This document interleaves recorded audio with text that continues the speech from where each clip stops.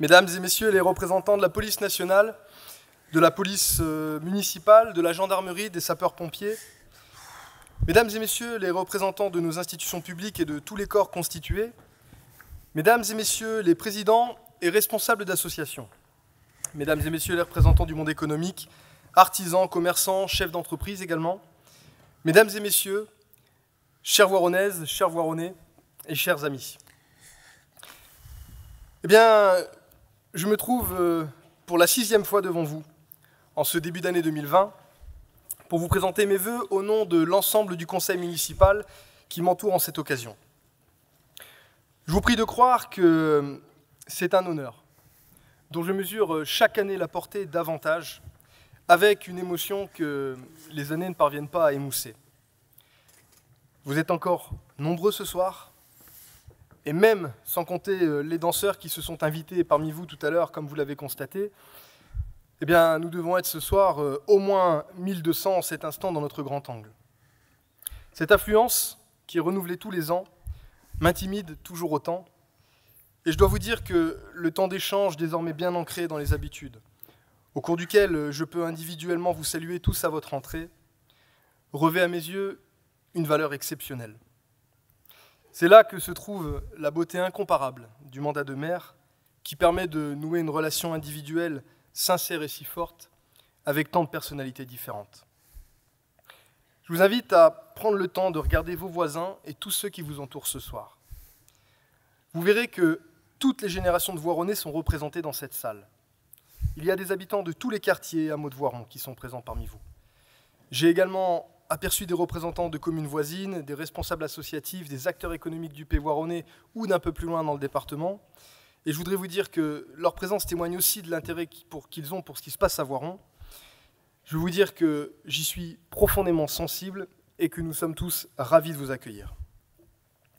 Je voudrais saluer les personnalités qui nous font le plaisir de leur présence, parmi lesquelles le président du Pays voironnais, Jean-Paul Bray, qui est ici, Anne Gérin, vice-présidente du conseil départemental, et tous ceux qui sont venus en amis, au premier rang desquels mes collègues maires des communes voisines, les élus du Pays voironnais, leurs vice-présidents, les élus du département, je vous remercie chaleureusement. Vous savez que ces vœux sont les derniers du mandat débuté en 2014. Le temps passe vite, terriblement vite, et à ce titre, l'humilité m'invite à m'adresser à vous ce soir en envisageant que ce pourrait être la dernière fois. Je veux donc saisir cette occasion, à la fois pour vous dire ma reconnaissance, mais aussi pour vous livrer, de manière franche, ce que j'ai sur le cœur, au terme de ces 6 années au cours desquelles j'ai beaucoup appris. Je ne surprendrai personne en évoquant le fait que d'importantes échéances nous attendent au mois de mars, puisque les Voironnaises et les Voironnais, comme tous les Français, seront appelés à renouveler leur équipe municipale et intercommunale les 15 et 22 mars prochains. Cette échéance, je vais l'évoquer tout de suite pour mettre tout le monde à l'aise. Et pour vous dire en réalité qu'en tant que candidat déclaré à ma succession, la loi m'interdit d'en parler ce soir. Donc, au moins comme ça les choses sont claires, je vais pouvoir vous parler de tout sauf de ça. Et pour tout vous dire, je suis presque soulagé que les choses doivent se dérouler ainsi parce que, comme ça, je vais pouvoir vous parler de l'essentiel en m'affranchissant des sujets politiques. Et parce que, en fait, même si cette élection évidemment est importante, c'est pas en elle que se trouve l'essentiel, ni pour votre vie à vous, ni même pour la mienne. À l'inverse de ce que j'ai l'habitude de faire, je ne vais pas attendre la fin de mon allocution pour vous présenter mes vœux de bonheur et de réussite dans tous vos projets, mais surtout pour vous souhaiter, de tout cœur, la meilleure santé possible. En fin de compte, la santé est trop importante pour la reléguer en fin de discours. Et je vous prie de croire que je pèse le poids des mots que j'emploie à ce sujet, tant j'ai eu l'occasion de mesurer au cours de l'année écoulée combien est fragile l'équilibre subtil de nos vies qui repose sur notre santé et celle de nos proches. Il y a autour de nous beaucoup de souffrances. Je pense à l'un des acteurs importants de la vie voironnaise, officier de sapeur-pompier qui consacre depuis plus de 30 ans sa vie à secourir les autres, alors qu'il n'a pas encore 50 ans lui-même.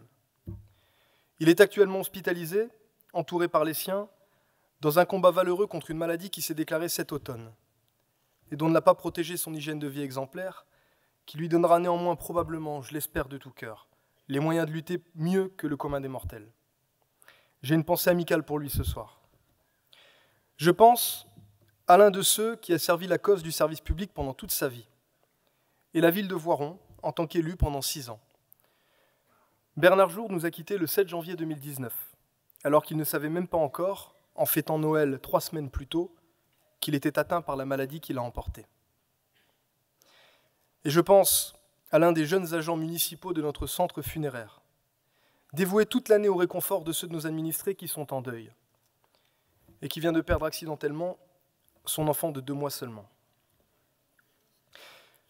Je suis désolé de mettre une chape de plomb en évoquant ces situations, mais je les évoque parce qu'elles font partie de la vie et qu'elles doivent au moins avoir la vertu de nous éclairer dans nos parcours personnels pour nous permettre de mieux savourer la banalité d'un quotidien quand il est épargné par de telles épreuves. La détresse de ceux qui nous entourent, elle nous touche, elle nous bouleverse parfois. Tant mieux parce que c'est un privilège de l'humanité que d'éprouver de la compassion et que l'indifférence vis-à-vis de nos semblables, c'est sans doute l'un des pires défauts.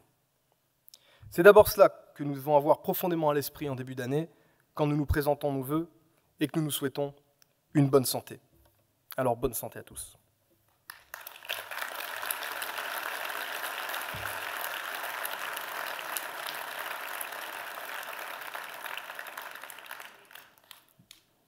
En ce début de nouvelle décennie, nous vivons sans doute un tournant de l'histoire. L'actualité nous frappe violemment d'images et d'informations dramatiques qui nous ébranlent jusqu'au plus profond de nous-mêmes et dont la cruauté nous pousserait parfois à détourner le regard. Et nous vivons aussi une grande époque de contradictions. J'imagine que vous avez, comme moi, été les témoins de ces images atroces, des incendies gigantesques qui dévastent actuellement l'Australie. Tous les scientifiques s'accordent à dire que l'homme n'est probablement pas étranger aux dérèglements qui favorisent l'émergence et la multiplication des événements de cette nature, face auxquels nous sommes impuissants. Cela pourrait durer des mois encore, si des températures et des pluies susceptibles de résoudre la catastrophe ne devaient pas survenir. Alors j'ai le cœur brisé face au regard à la fois terrorisé et résigné des koalas qu'on a vus piégés par les flammes, par les images des kangourous calcinés ou par la détresse des familles précipitées sur des plages pour échapper à leurs maisons qui brûlent. C'est une horreur, et face à l'ampleur de tels désastres, nous sommes brutalement rappelés à l'ordre par une nature fondamentalement plus puissante que nous, qui nous détruira si nous ne cessons pas, nous, de la détruire aussi. Ces incendies en Australie ont déjà causé la mort de 25 personnes et de plus de 500 millions d'animaux. Ils ont détruit 8 millions d'hectares à ce stade. D'après les chiffres publiés par les autorités de lundi, c'est donc 8 hectares de brûlés, ce qui est colossal, mais qui sait que plus de 12 millions d'hectares seraient susceptibles d'avoir brûlé sur la seule année 2019 en Sibérie, soit presque le double. Ceci sans évoquer évidemment les pans entiers de la forêt amazonienne partis eux aussi en fumée, et qui s'ajoutent aux quantités plus grandes encore qui succombent à la déforestation. Alors face à tout ça, il est bien normal que l'opinion publique s'émeuve et qu'elle exprime des attentes fortes aux autorités publiques à toutes les strates de la capacité à agir, des municipalités jusqu'à l'ONU. Il n'est pas permis de douter que tout cela finira mal sans efforts coordonnés sur les 5 continents, et ce, depuis les citoyens que nous sommes jusqu'aux organisations représentatives de tous les États. Tout cela ne se passe pas loin de nous. C'est une catastrophe pour nous. En vérité, il n'est même pas nécessaire de regarder la télévision pour voir que le monde a changé. Il suffit de mettre le nez dehors pour voir que les oiseaux, les papillons ou les insectes ont assez largement disparu chez nous en l'espace d'une génération à peine. On estime aujourd'hui qu'à l'échelle du monde, plus de 80% des personnes qui vivent dans des zones urbaines sont exposées à une pollution atmosphérique qui ne respecte pas les seuils fixés par l'Organisation mondiale de la santé. 98% des villes de plus de 100 000 habitants situées dans les pays à revenus faibles ou intermédiaires seraient dans cette situation. Nous savons qu'il y a des efforts à faire chez nous, évidemment, en France, en Europe, mais 12 des 15 villes au monde les plus polluées sont situées en Inde, les 3 autres étant situées en Pakistan et en Chine. Nos efforts sont nécessaires, mais ils seront vains s'ils ne sont pas partagés partout sur la planète. Et c'est ça toute la difficulté de l'équation. Il faut bien agir sans attendre que les autres le fassent et accepter les bouleversements difficiles que cela implique sur notre quotidien, sous peine de voir tout disparaître avec le prétexte que le voisin aurait dû agir d'abord. Mais ce n'est pas le seul problème. Et pour ceux d'entre vous qui ont de la mémoire, j'en avais déjà parlé ici il y a 2 ans. Nous sommes actuellement sur la planète près de 8 milliards d'habitants. Pour ceux d'entre vous qui sont nés il y a 60 ans, il y avait lors de votre naissance à la fin des années 50 à peine 2,5 milliards d'habitants.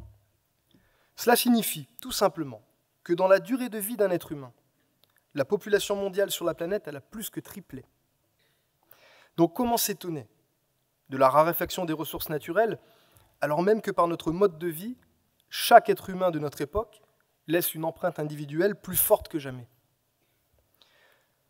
Tout cela, ça contribue aussi à provoquer les migrations clandestines qui poussent les portes de l'Europe de la part de populations que nous n'avons pas les moyens d'accueillir. Mais comment espérer que cela s'arrange sans un développement équilibré au profit des pays du Sud ? C'est une actualité brûlante, mais les grandes puissances du monde engagent à distance des luttes d'influence commerciale ou militaire qui électrisent les nations et paraissent augmenter le fossé qui les sépare, alors même, paradoxalement, que les distances n'ont pourtant jamais été aussi simples à parcourir.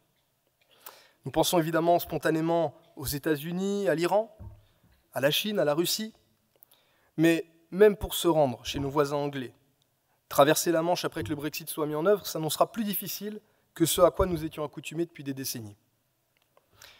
Au-delà de ça, il y a la dette publique qui se creuse, alourdissant le fardeau de naissance des générations de demain. Et rien que sur les premiers jours de 2020, le terrorisme islamique a déjà frappé 2 fois en France, mais aussi en Irak, en Afghanistan, en Libye, en Somalie, au Burkina Faso. Toute cette réalité, elle est évidemment dure, mais détourner le regard ne l'arrangera pas. La responsabilité nous oblige à l'affronter de face, si nous voulons y remédier.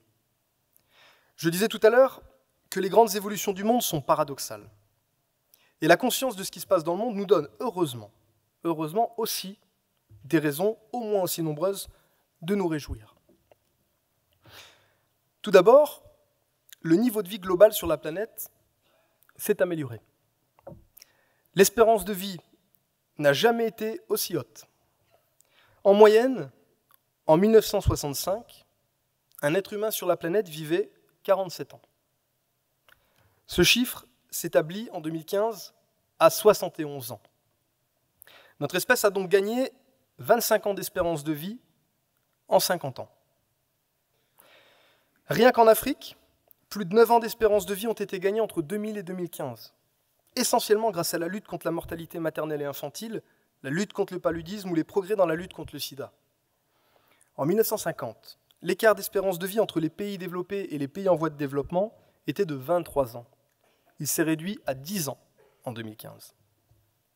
Par ailleurs, la part de population mondiale vivant sous le seuil d'extrême pauvreté a été divisée par 3 de 1983 à 2015, alors même que le seuil qui définit cette extrême pauvreté a été relevé de 1,25 $ à 1,9 $ par jour. De 1990 à 2014, le nombre de personnes ne mangeant pas à leur faim dans le monde a décru de 39%. Ce sont des bonnes nouvelles qui viennent compenser les précédentes. Ce n'est pas tout. Parce qu'en 2016, 7 milliards d'habitants, soit 95% de la population mondiale, ont accès à un réseau de téléphonie mobile. Il y a 3,8 milliards d'êtres humains qui possèdent un téléphone portable. Et la moitié de ceux-là sont des utilisateurs actifs des réseaux sociaux depuis leur smartphone. La Banque mondiale estime que 50% des habitants du monde utilisaient Internet en 2016, contre à peine 1% 20 ans plus tôt. Par ailleurs, et peut-être que ce chiffre surprendra beaucoup d'entre vous, eh bien, contre toute attente, la violence dans les 50 dernières années a été d'une intensité bien moindre que dans les siècles et les décennies antérieures, si on la mesure non pas par rapport au nombre absolu de victimes, mais en proportion de victimes par rapport à la population mondiale. Le nombre de morts violentes dans le monde est passé de 500 pour 100 000 personnes chaque année il y a 5000 ans. 500 pour 100 000 personnes. C'était 50 au Moyen-Âge, 10 fois moins. Et nous sommes à moins de 7 aujourd'hui et moins de 1 en Europe. En réalité, ce qu'on peut observer, c'est que l'humanité a développé un antagonisme étrange. Elle peut faire dans le même temps de plus en plus de mal, mais aussi de plus en plus de bien. Et il faut qu'on sache s'accrocher à ce deuxième volet de la réalité pour nourrir de l'espoir. Et pour parler de l'espoir, eh bien, permettez-moi cette fois-ci de revenir très terre à terre, plus proche de nous, en développant ce que l'on peut observer à Voiron. Tout d'abord, et heureusement, les turbulences du climat n'ont pas encore fait perdre ni la sérénité de nos paysages de campagne, ni la majesté de la Grande Sûre qui nous domine, et l'attractivité des espaces naturels dans lesquels la ville a construit sa place, qui, conjugués à la richesse de nos équipements publics, nous permettent de pratiquer une diversité presque infinie de disciplines sportives ou culturelles en fonction des centres d'intérêt de chacun. À Voiron, l'église Saint-Bruno, l'Avouise ou le viaduc éclairé nous rappellent la chance que nous avons de vivre dans une ville aussi brillamment façonnée par l'histoire. Nous avons le deuxième marché du département et plus de 500 commerces qui nous proposent toujours la possibilité de faire notre bonheur ou celui de nos proches, avec en prime le sourire que les géants du net ne pourront jamais nous offrir.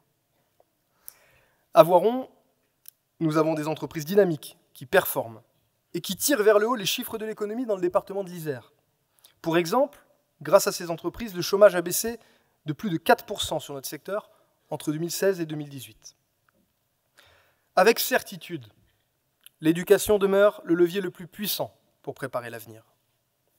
Et nos 10 écoles offrent à nos enfants des conditions d'accueil optimales.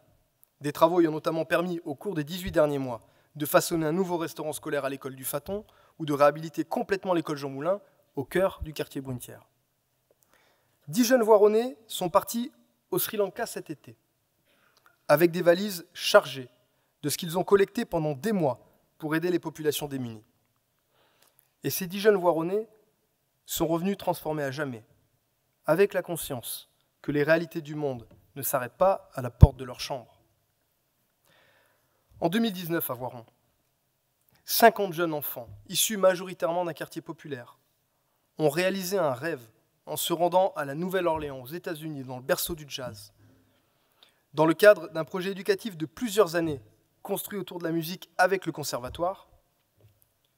Et en 2019 aussi, à Voiron, 220 élèves de CE2 et de CM1 se sont rassemblés dans notre salle des fêtes dans le cadre d'une grande dictée pour rendre hommage à notre belle langue française. Tous ces événements sont des moteurs pour notre jeunesse.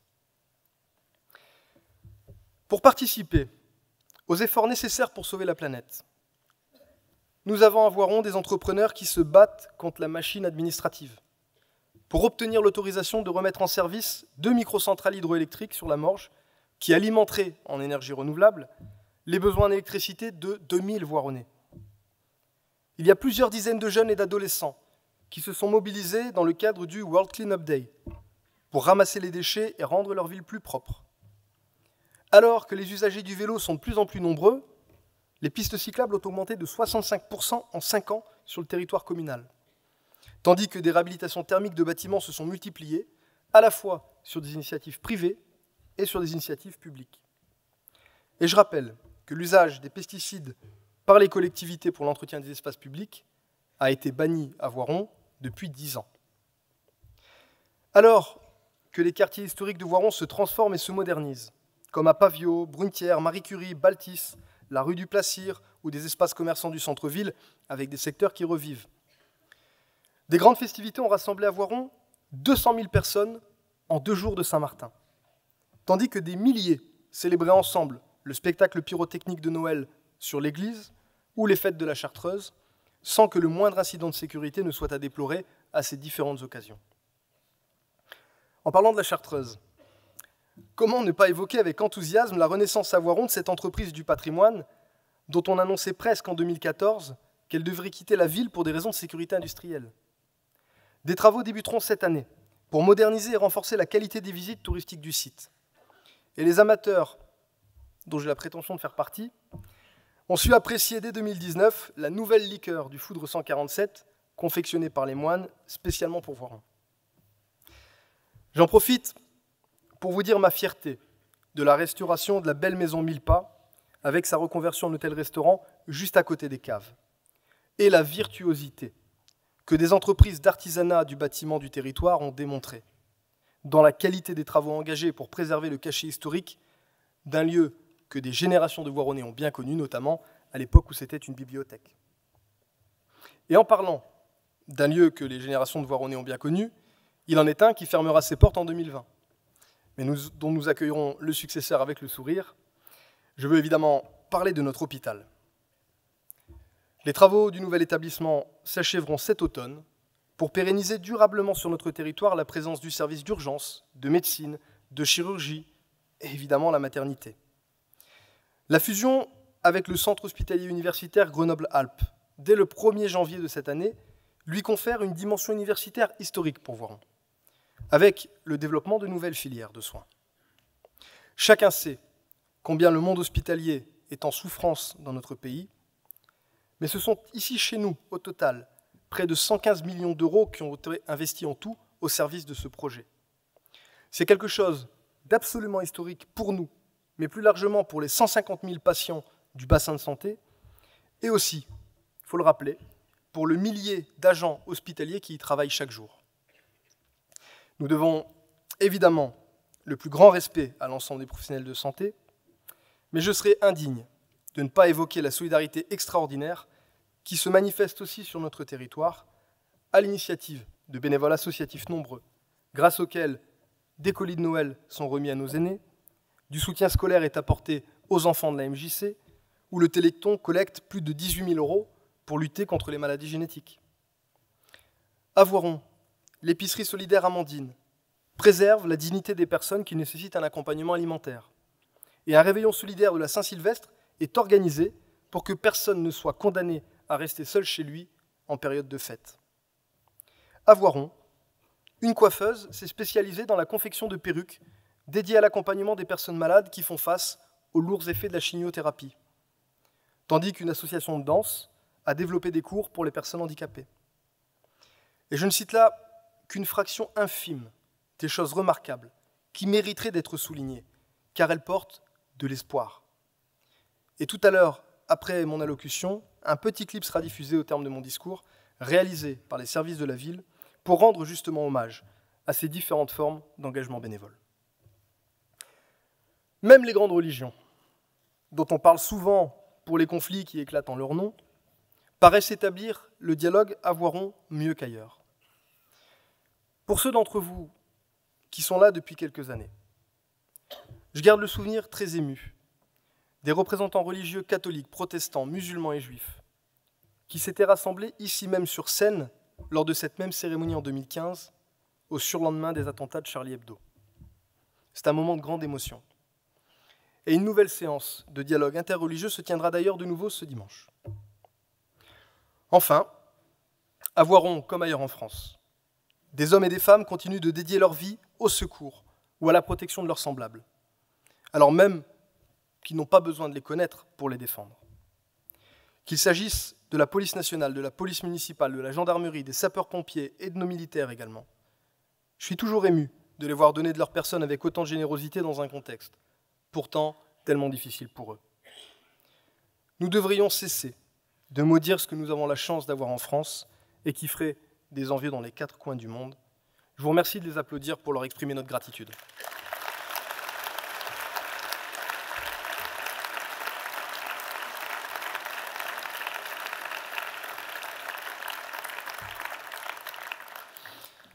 Vous voyez donc que les extrémités qui séparent à la fois les constats d'échec et de résignation et ceux de mobilisation et d'espérance rendent souvent difficile la compréhension du monde dans lequel nous vivons.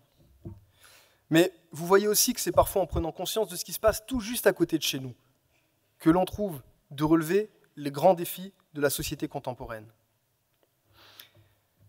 À ce stade de mon discours, et alors que j'approche de la conclusion, je veux vous livrer des choses que j'ai sur le cœur. et que je n'aurai peut-être plus l'occasion de vous dire à l'avenir, si toutefois il appartenait à quelqu'un d'autre, d'être à ma place ici l'année prochaine.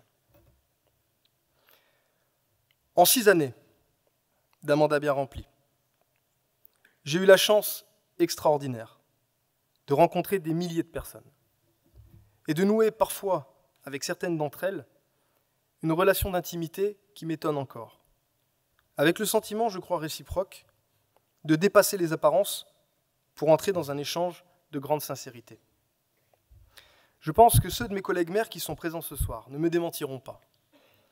Cette fonction de proximité nous confronte à des enfants, comme à des mères ou à des pères de famille, et aussi aux plus âgés de nos administrés. Nous rencontrons des agriculteurs, des chefs d'entreprise, des demandeurs d'emploi, des artisans, des ouvriers, des commerçants, des personnels de santé, des parents au foyer. J'ai rencontré souvent des Voironnaises ou des Voironnais en grande détresse, venus chercher de l'aide en espérant d'abord être écoutés et pris en considération dans une époque où malheureusement des bornes informatiques ont parfois remplacé l'accueil des administrations.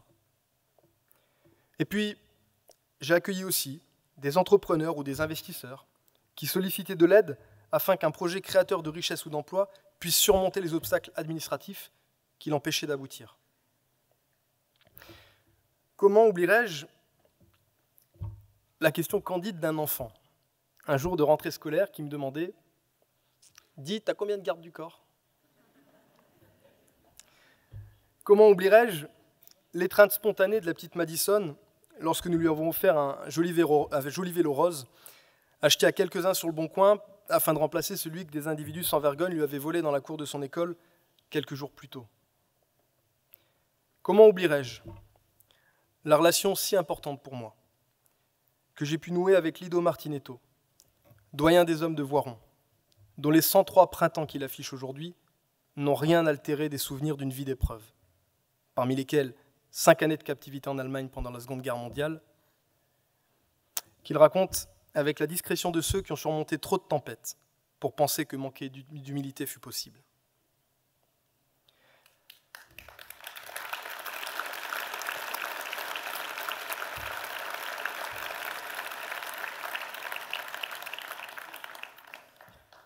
La puissance intérieure de William Gauzy est gravée dans ma mémoire, tout comme la bienveillance du regard de Don Benoît, père distillateur des Chartreux, le sourire fier de ce jeune de 21 ans qui venait de décrocher son premier emploi dans le bâtiment alors qu'on disait longtemps de lui qu'il était mal engagé, la dignité des anciens d'Algérie portant fièrement leur lourd drapeau pour demeurer fidèles aux souvenirs de leurs camarades tombés lors de cette guerre qui ne disait pas son nom, mais aussi la chaleur des larmes de cette résidente de notre foyer logement, inconsolable du chagrin d'avoir perdu le mari à qui elle avait lié sa vie à l'âge de 17 ans. Ces rencontres m'ont fait grandir. J'ai beaucoup évolué grâce à elles. J'ai pris conscience de facettes de la réalité que j'ignorais, et plus le temps s'écoule, plus il m'éloigne de la vision binaire d'une vie dans laquelle, définitivement, jamais rien n'est finalement tout noir ou tout blanc. Je sais aujourd'hui qu'agir sur soi est déjà une action sur le monde, et que les hommes et les femmes recèlent au fond d'eux-mêmes le pouvoir de changer beaucoup de choses grâce à leur volonté. Alors, nous avons besoin d'engagement pour que les situations changent. Et après avoir évoqué tout à l'heure les engagements bénévoles ou professionnels auxquels nous devons tant, permettez-moi de vous parler quelques instants des collègues élus avec lesquels nous avons travaillé ces 6 dernières années. Il y a tout d'abord beaucoup de maires ou d'élus municipaux voisins à qui une solide amitié me lie. Ils se reconnaîtront et il y en a dans la salle. Et nous sommes à la veille d'une recomposition profonde du paysage local avec, sachez-le, près de la moitié des maires des 31 communes du Pays voironnais qui ont décidé de ne pas renouveler leur mandat. Certains d'entre eux ont à leur crédit plusieurs décennies d'un engagement qui leur a apporté bien davantage de tourments que de gloire. Et il est important pour moi de les évoquer, parce que la ville de Voiron n'évolue pas seule dans la construction de son destin. Nous avons un statut de ville-centre, ce qui nous confère la responsabilité de rayonner au-delà de nos propres frontières, certes, mais qui implique aussi que nous sachions accueillir, reconnaître et respecter l'apport nécessaire à notre vie quotidienne des communes et des habitants qui nous entourent, et sans lesquels nous ne serions pas ce que nous sommes. N'oublions jamais que si certains ont fait le choix de s'installer à Voiron parce qu'il y a la campagne à côté, d'autres ont choisi de s'installer en milieu rural parce que Voiron est à côté. Là est notre réelle complémentarité. Je dois exprimer des remerciements que je serai coupable d'éluder à l'État, au département et à la région, qui nous aident financièrement et techniquement dans nos projets, et grâce à qui nous pouvons nous permettre d'avoir autant d'ambition. Et je veux m'arrêter aussi un instant sur le rôle essentiel de l'intercommunalité, qui s'est imposé définitivement comme un échelon incontournable dans l'organisation du territoire et les services du quotidien. En fin de compte, aujourd'hui, il serait plus rapide d'établir la liste des projets dans lesquels le Pays voironnais n'est pas impliqué que l'inverse. Il n'est évidemment jamais simple de prendre des décisions à 31 communes, et cela passe nécessairement par une logique indispensable d'écoute et de compromis. Au fil des années, le Pays voironnais a su trouver une place indispensable, même s'il lui faudra toujours poursuivre des efforts dans la relation de confiance qui le lie aux habitants et dans la construction de l'équilibre subtil entre les petites et les grandes communes. Telle est à mes yeux la clé de l'avenir localement si nous voulons continuer à renforcer la qualité de vie du territoire. Le Pays voironnais ne sera fort que si ces communes le sont aussi, et la ville de Voiron ne pourra se développer qu'à la condition que toutes les communes qui l'entourent puissent aussi disposer des moyens de construire leurs propres projets. Un juste partage de la ressource doit être une obsession permanente pour chacun d'entre nous. Le président du Pays voironnais, Jean-Paul Bray, est dans la salle ce soir. Comme les maires que j'évoquais tout à l'heure et qui ont décidé de mettre un terme à leur engagement public au mois de mars, il a annoncé qu'il ne serait pas candidat à la reconduction de ses propres mandats. Lors de ses vœux, prononcés lundi soir, il a naturellement pris le temps d'évoquer le développement du territoire, conduit au cours de ses 2 mandats de président, et il a réaffirmé la volonté permanente qu'il avait eue de contribuer au renforcement de Voiron dans son statut de capitale du Pays voironnais. Je voudrais ici le remercier publiquement et lui dire que sa philosophie d'une gouvernance partagée au-delà des clivages de toute nature, et en particulier au-delà des clivages partisans, devra devenir notre héritage commun. Je te souhaite, mon cher Jean-Paul, d'être heureux dans ta retraite d'élu, et je vous serai reconnaissant de bien vouloir l'applaudir.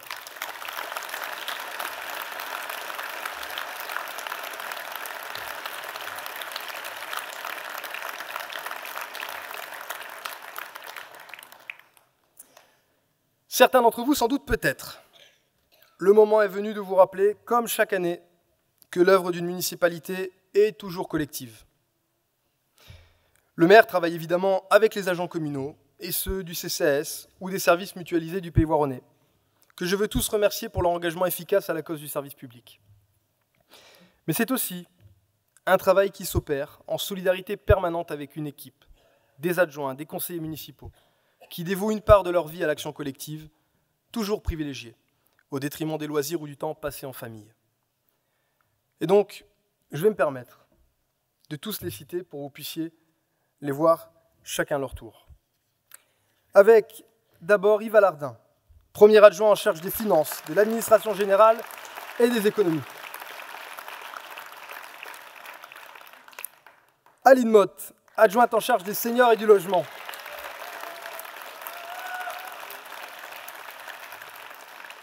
Aline qui est aussi vice-présidente du CCAS. André Gall,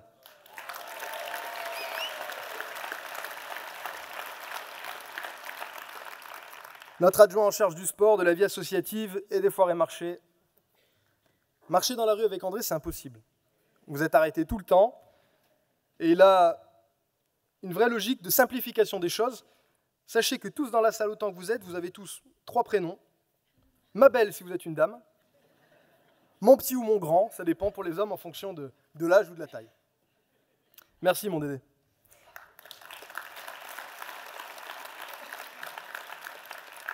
Dolores Zambon, notre adjointe en charge de la culture, de l'animation, des jumelages et de la vie des quartiers. Michael Dejaham, adjoint en charge des solidarités et de la citoyenneté.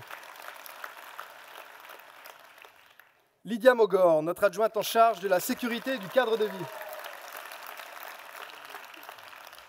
Bruno Gattaz, adjoint en charge de l'urbanisme, de l'environnement et des travaux. Jessica Forté, adjointe en charge du stationnement, des déplacements et de la vie commerciale. Chokri Badreddine, notre adjoint en charge de l'éducation, de la jeunesse, de la petite enfance et de la politique de la ville. Et je vous rappelle que Chokri a l'honneur de représenter Voiron au Conseil régional. Merci Chokri. Brigitte Paris, conseillère municipale déléguée au handicap, à l'accessibilité, à la petite enfance. Anthony Moreau, conseiller municipal délégué au suivi des grands projets d'aménagement au conseil de quartier. Et Anthony est également vice-président du Pays-Voironnais en charge de l'aménagement. Rosanna Mazili, conseillère municipale déléguée à la lutte contre l'isolement et à la précarité des personnes fragiles. Ghislaine Favre, conseillère municipale déléguée à l'insertion professionnelle et à l'emploi. Jérôme Robert, conseiller municipal délégué à la lutte contre l'insécurité et aux anciens combattants.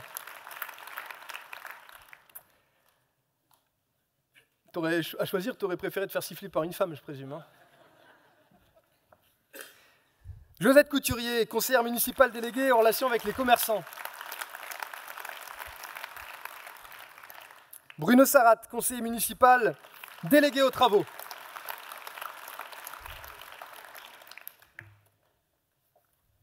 Corinne Mollier-Sabé,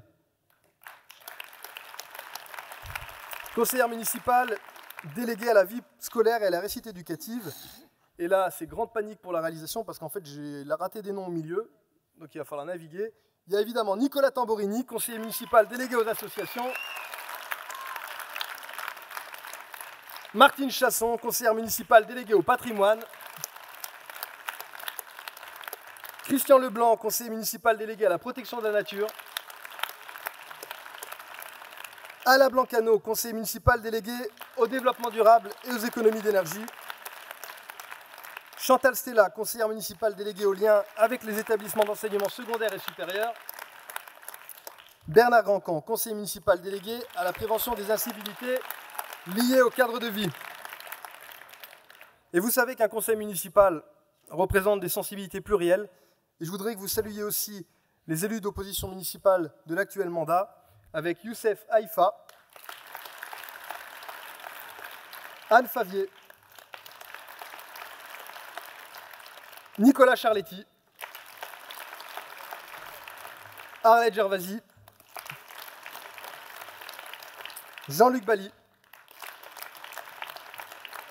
Lino Tricoli, Johan Vial et Alexandre Collin. J'excuse Roland Reville, mon prédécesseur, qui nous a fait part du fait qu'il ne pouvait pas être présent ce soir. Et puis, j'en profite aussi, tant que je parle de mes prédécesseurs, pour saluer chaleureusement Michel Brizard, qui est dans la salle.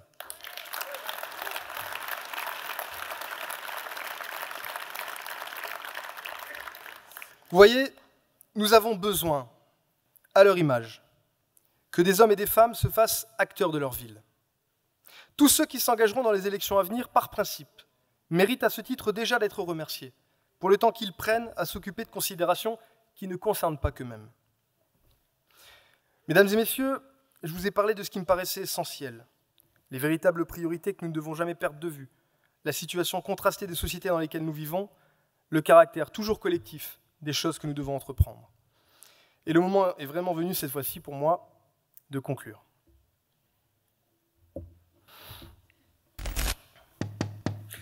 Excuse-moi de te déranger, Julien, mais t'as prévu de finir dans longtemps, là, parce que ça fait 2 fois que t'annonces la conclusion et je crois que les gens commencent à avoir faim. Oh écoute, t'es pénible, hein. On en a déjà parlé ce matin devant la glace, t'étais pas censé me déranger devant tout le monde comme ça, en plein milieu du discours. En plein milieu? Tu n'en es quand même pas qu'au milieu. Mais non, mais enfin, écoute, le milieu, c'est une façon de parler, bien sûr. Je veux simplement dire que je suis occupé devant le public. Et d'ailleurs, si tu m'avais pas interrompu, j'aurais peut-être déjà fini. Ouais, enfin, me dispute pas, moi j'essayais juste d'être utile, hein. Non, enfin, écoute, là, on va paraître ridicule devant tout le monde. On reprendra cette conversation tout à l'heure. Bon, d'accord, mais avant de partir, je voulais juste rajouter que... Oh, ça suffit, là, hein.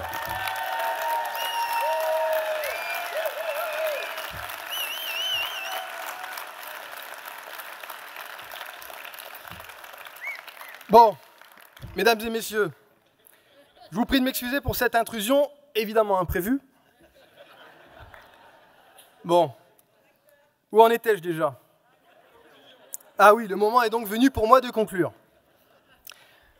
Mesdames et messieurs, je vous réitère de tout cœur mes vœux les plus sincères pour cette année 2020. Je tiens à vous dire combien je vous serai éternellement reconnaissant de la confiance que vous m'avez témoignée, à moi et à mon équipe, ces 6 dernières années.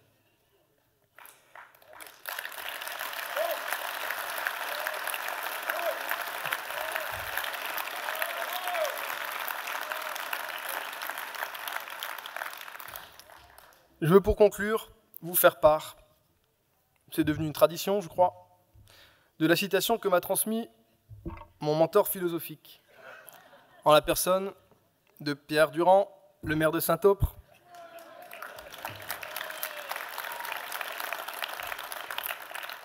Il m'a cité cette année Nelson Mandela, qui a prononcé la phrase suivante, je cite, « Aucun de nous, en agissant seul, ne peut atteindre le succès. » Je trouve que cette citation, elle fait finalement bien écho à tout ce que je vous ai exposé ce soir.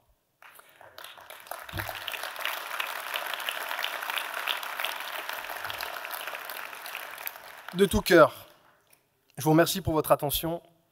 Belle et heureuse année 2020 à vous, et vive Voiron!